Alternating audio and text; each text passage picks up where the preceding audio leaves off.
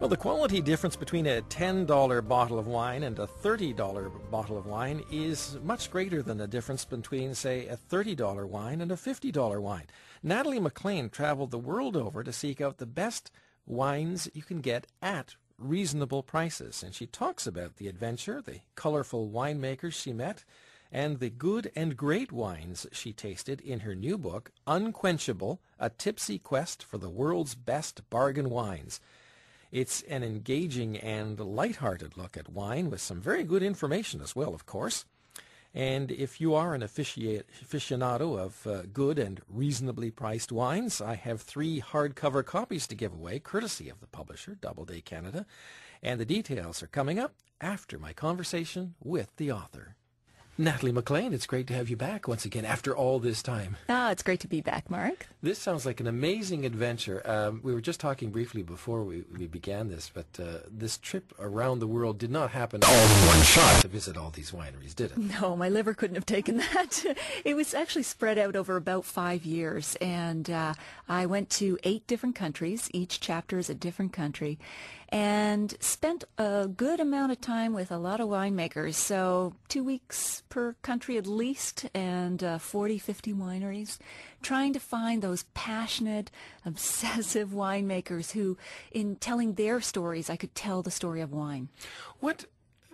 To what degree has winemaking become corporate? Because some of these wineries, for example, some have been in the family for a while, but now they've become corporate as bigger firms buy them out. So how many, how would you say, independent wineries are there around? There are still lots of independents, but the wine industry, like many others, is concentrating and consolidating. So in Australia, I think 2 corporations account for 80% of all wine produced. So they own many, many wineries, but they're all under the umbrella of 2 large companies. So, that has interesting consequences. But what the good side is that it's enabling some of the smaller wineries who are now under this corporate umbrella to get better distribution, to have access to better marketing and that sort of thing. Of course, the flip side is that, small family-run wineries do have that, special place and cachet in terms of the traditions. Personal touch, Exactly. And in wine, it's not about how much you can produce, it's how well you can produce it. And what about the individual characters that some people impart to their wines? Do they reflect an personal attitude, or right, like dogs and their owners or something? Scientific Yeah, they're definitely the decisions that they make either in the vineyard or in the winery definitely influence the taste of the wine. And so, I certainly met winemakers who were bold and brash and upfront, and their wines were like that too. So what would that mean? You'd let the grapes hang longer on the vine so that they're super ripe and translate into big, bold flavors. You might oak the wine, give it a nice toasty, whatever. But yes, certainly there was some crossover there.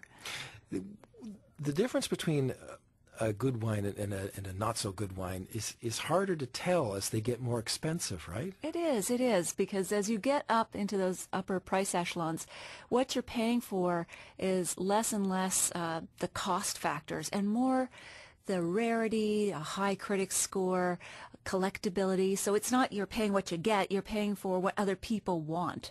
And so I don't know what the cutoff price is, maybe $30, $50, but above that, it's really hard. There's no linear relationship. Like a $100 bottle is always going to be 10 times better than a $10 bottle. Mm-hmm. What about the age factor for people who are testing wine? I mean, as we know, your senses get a little bit duller as you get older. When people are coming to wine, there's not a lot of people who come to wine in their 20s. They tend to get... So if you haven't developed your palate to recognize taste, if you're coming to it late, is it beneficial to spend a lot of money on a wine? I mean, will you be able to tell the difference between a $35 bottle of wine and a $20 bottle of wine, for example? I guess that does depend on the person, because being able to, analyze or detect aromas in a wine does differ by person. But I think people underestimate just how much they know, and it's a matter of just paying attention. So something I have done in the past and still continue to do is when I slice open some fruit or vegetables in my kitchen, I smell them because I'm developing a smell memory bank, and that helps me recognize some of the aromas that are in the wine. I'll also, smell spices, even the leather chair in the den. A note of caution, though, make sure no one's watching before you start sniffing your furniture. But, that can start to help you recognize, because we just don't pay attention. We're a very visual culture, very auditory culture. We're not a very smell central culture. We don't need it anymore to, find food or keep away from predators. So it's just a matter of paying attention and thinking, what am I smelling here? Why did you decide to embark on this quest, as it were? Well, it was a debate between the world's best bargain wines and the world's best wines. But I thought, for the world's best wines, you'd be looking at really expensive bottles and have an audience of about 7. And I really want to connect with people. Most of us have a budget, and especially coming out of the recessionary times that we've just been through, it's not realistic to think you're going to slap down $50 a night, for your bottle of wine. So I was out there looking for the wines in the $10 to $15 range that taste twice as expensive as they cost, because I think that's realistic in terms of the budget, but we don't want to give up good taste. What magnificent discoveries did you make on this? Wine-wise, there's so many interesting regions that are emerging now. Argentina with its, ripe, fleshy, robust, dark Malbecs. They clock in at about $12, $13, and they're terrific. That's a new world country trying to establish itself in our market. But then the flip side are traditional countries like Germany that's trying to get rid of a dreary reputation, from several decades ago. We all think of it as that sort of syrupy white stuff that we might have tried first behind the high school portable, but they're now making really superb dry white wines like their Rieslings, and they are also super competitive in terms of their price, because that's the only way they're going to get you to try their wine. What about matching wines with foods? I mean, it used to be, red with meat and white with fish, and is that sort of by the wayside to a certain extent because of the variety now that's available to us? I mean, we have, like 20, 30 years ago, access to all these wines from around the world was not certainly in this country anyway, it was not nearly the case that it is now. That's right. And so we have such choice when it comes to our cuisine and all the influences of different cultures and the way we're mixing it up and fusion and all the rest of it. And we have so much choice when it comes to wine. So the combinations now are really interesting and fun. And I think it's not something to stress out about. There's no more, what's the perfect wine for this meal. It's have fun with it and experiment. That said, there are certain rough guidelines you can keep in mind. Like if you're going to have a big juicy red steak, look for a wine that can handle the weight and flavor of what's on your plate in the glass. So maybe a big honkin' Australian Shiraz is going to handle that steak. We were talking about Shiraz, for example, which is a grape grown around the world now. All places do it. How does the soil and the climate of one place actually affect the same species of grape? Yeah, that's a great question. There's so many factors in just soil alone, and if I went into depth, everybody would really fall asleep. But there's how quickly does the rain drain away into the soil? So how hard are those vines having to work in the soil? And with wine and vines, it's better to make them suffer. You don't want to water them like your roses. You want to make them suffer. And why? Because they will stop producing so much of the leaves and vegetative stuff and concentrate all their nutrients and therefore flavor into the grapes, because they're in almost starvation mode. So they're concentrating, and that's what you want. You want tiny little grapes that are but they're packed with flavor, and that's what translates into the wine. So the soil is part of that. You want terrible soil for growing almost anything else, but great for vines. I'm speaking with Natalie McLean, and we're talking about her new book and wonderful adventure over 5 years. It's called Unquenchable, A Tipsy Quest for the World's Best Bargain Wines. Well, Natalie, if you're drinking a wine, can you still taste it after the first couple of glasses, or it's the first few sips you taste it and the rest is getting towards the tipsy part? True. Definitely alcohol. I mean, we all know it has a bit of a loosening effect on our senses. And I think you will satiate over time with a particular wine. So when you first put on cologne or perfume, you really smell it at first. But our senses do accommodate and start to push that sensation to the back of our sensing mind. So, by glass 2, in combination with the, satiation and the effect of alcohol, probably actually by glass 3, you're not really picking it up as much as you would have on the first one. What kind of wines do you like? The ones that other people pay for. I am a wine cheapskate. No. You've had that question before. Yeah. Well, I've grown up with that philosophy, or at least when I started drinking. I really like Pinot Noir. I love it. I know it's almost a cliche to say that now because of Sideways and everything else, but the reason I love Pinot is to me, it's liquid silk. It packs all kinds of flavor, but it's not heavy in oak or alcohol or tannin. We do it really well, make Pinot Noir really well in the Niagara region and in the Okanagan. And, of course, the benchmark is Burgundy, France, but lots of regions around the world make it. Actually, I noticed in this grand worldwide adventure, you didn't really go to Canada at all, did you? I went to Niagara in the third chapter. It's all a blur now. But, yeah, so it's just one of 8 because I wanted to kind of explore around the world and do different regions from the first book. But, yeah, Niagara, I focused on the Pinot Noir there because I do think it's a bargain. It's not dirt cheap, so it's not bottom-of-the-barrel prices. Starts at least at 15 or 20, but compared to Burgundy, at $50 or $60 a bottle starting price, it's still a steal.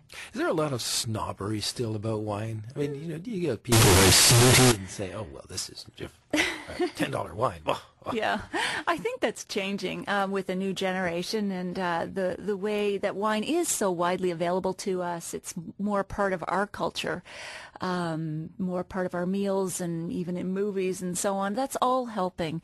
The sommelier is likely to be a young woman or young man these days as opposed to the crusty old guy with the bow tie and so on. So all of that's helping. Sure, there's still some snobbery out there, but fortunately it's getting into smaller and smaller pockets. Do you, when you're doing something like this, how hard is it for you to avoid getting to enjoy the wine and actually concentrating on the tasting aspect of it, to evaluate it, the evaluation aspect, I should say? Right. Well, I sometimes think about how do film critics go to a movie and just relax and not analyze the subplot and all that, because it's hard sometimes. You pick up a glass of wine, but I am slowly learning to turn it off, and I guess it's maybe that second or third glass of wine that really helps to stop analyzing. But I don't mind it either. I mean, I used to be a dancer for years, and so when I go to the ballet, I have a muscular response to the women who are up there. I'm not dancing myself, but I think there's a deeper enjoyment when you have a knowledge of something. There's a more total experience of it. That's not such a bad thing. Well, having gone to all these wineries, does that give you some kind of an insight into the wine?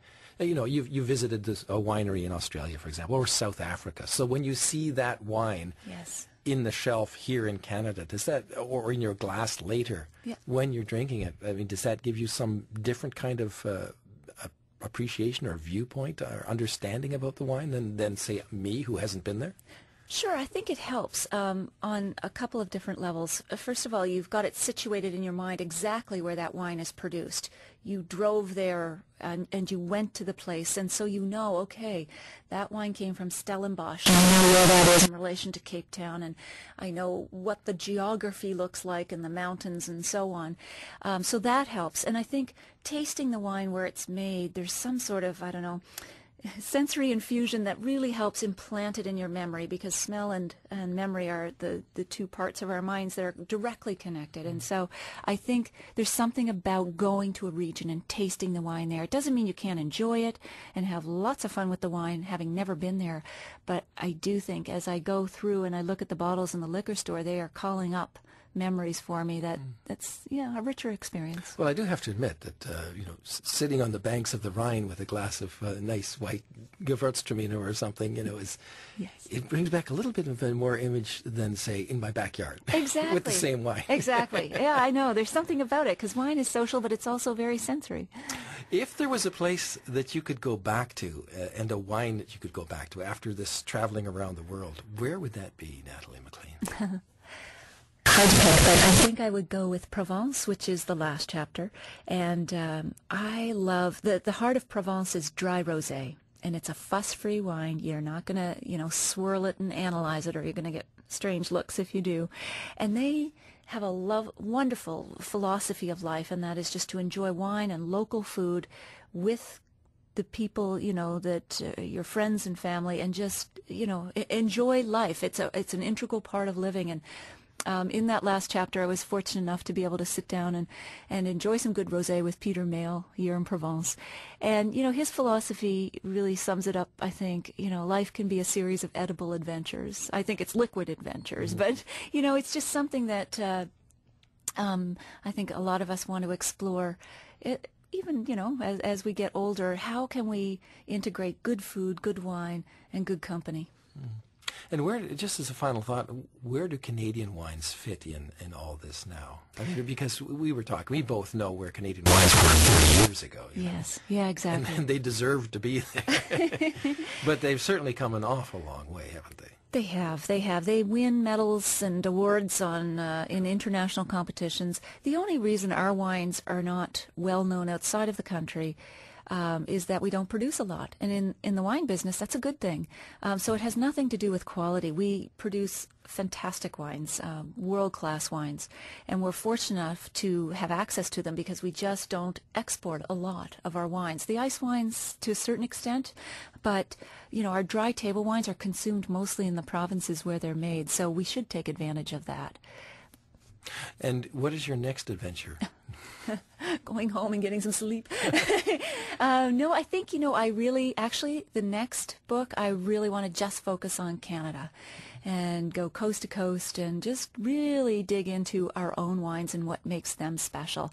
One of the things that helped me form this book was just asking my readers and the folks who come to my website, nataliemclean.com, about what they wanted to hear about. So I'm going to be asking them again, what is it, where would you like to go with me as an armchair traveler, and which wines should I be exploring? So I'm gonna crowdsource it. Well, the next time you go to Niagara, I'll go with you. Oh, right? How kind.